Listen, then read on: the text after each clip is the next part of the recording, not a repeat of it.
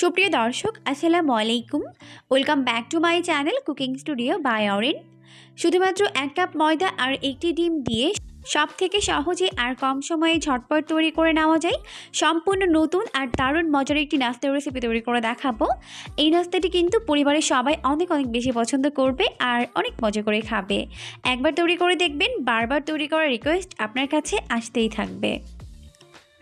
নাস্তা তৈরি করার জন্য এখানে একটা বোল নিয়েছি। এরপর এর মধ্যে নিয়ে নিলাম 1 কাপ পরিমাণ ময়দা। এরপর দিয়ে দিচ্ছি হাফ চামচ পরিমাণ লবণ আর 1 টেবিল চামচ পরিমাণ সয়াবিন তেল। এখন প্রথমে ময়দার সঙ্গে লবণ আর সয়াবিন তেল খুব ভালো করে এইভাবে ঘষে ঘষে মিশিয়ে নিচ্ছি।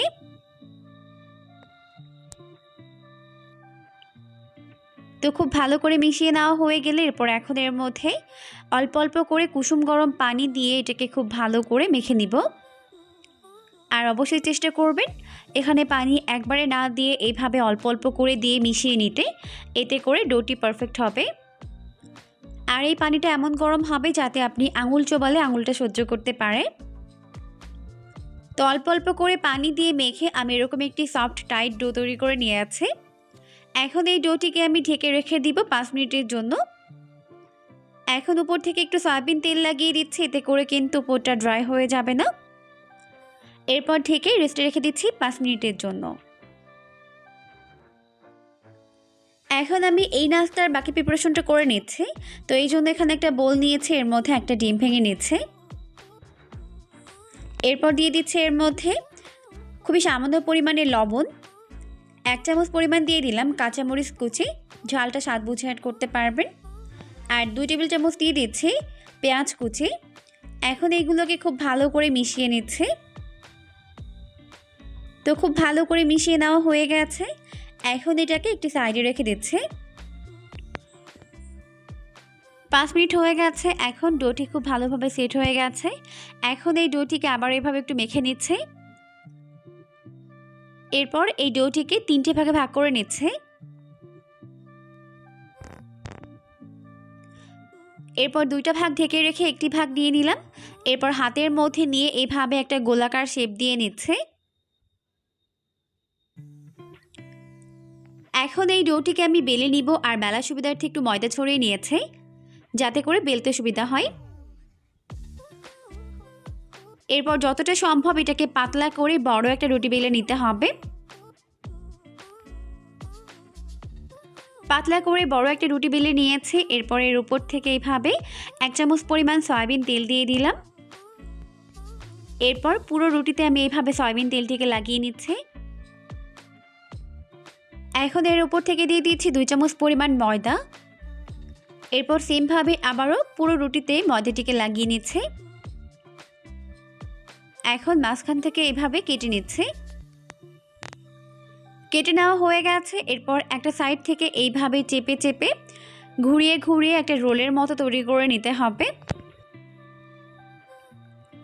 তো সম্পূর্ণ রুটি এইরকম রোল করে নেওয়া হয়ে গেলে এখন এই চিকন অংশ থেকে একটুখানি কেটে বাদ দিয়ে দিচ্ছে।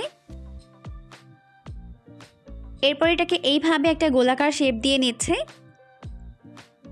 এখন এর উপর থেকে একটু ময়দা দিয়ে দিচ্ছে। এরপর এটাকে পাতলা করে বেলে নিব। আর এইভাবে বেলে নেওয়ার ফলে কিন্তু ভেতরে অনেকগুলো লেয়ার ক্রিয়েট হয়, যেটা দেখতে অনেক বেশি ভালো লাগে আর খেতেও হয় দুর্দান্ত মজার। তো বেলে নেওয়া হয়ে গেছে। এখন আমাদের একটি নাস্তার শেপ তৈরি করে নেওয়া হয়ে গেছে। এখন আমার সবগুলো নাস্তার শেপ তৈরি করে নেওয়া হয়ে গেছে। আর আমি যতটা পরিমাণ উপকরণ নিয়েছি তাতে করে আমার 3টি নাস্তার শেপ হয়েছে। তো এখন আমি নাস্তাগুলোকে ভেজে নিব, এই জন্য চুলায় একটা প্যান বসিয়ে দিয়েছি। প্যানটিকে খুব ভালোভাবে গরম করে এর মধ্যে একটি নাস্তা শেপ দিয়ে দিলাম। প্রথমে প্রতি পাশ 1 মিনিট করে টোটালি 2 মিনিটের মতো এপাশ ওপাশ সেঁকে নিব। 2 পাশ ভেজে নেওয়া হয়ে গেলে যখন একটু ফুলতে শুরু করবে তখন আমি এর মধ্যে দিয়ে দিচ্ছি প্রায় 1 টেবিল চামচ পরিমাণ সয়াবিন তেল। তেল দেওয়ার পর এখন এপাশ ওপাশ করে এটাকে ভেজে নিচ্ছি। আর তেল দেওয়ার ফলে কিন্তু এই পর্যায়ে ভেতরের লেয়ারগুলো খুলতে শুরু করবে।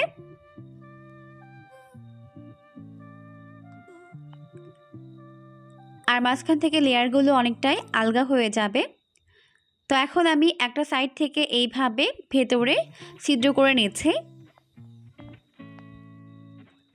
এরপর ডিমের মিশ্রণটিকে এইভাবে ভেতরে দিয়ে দিচ্ছি।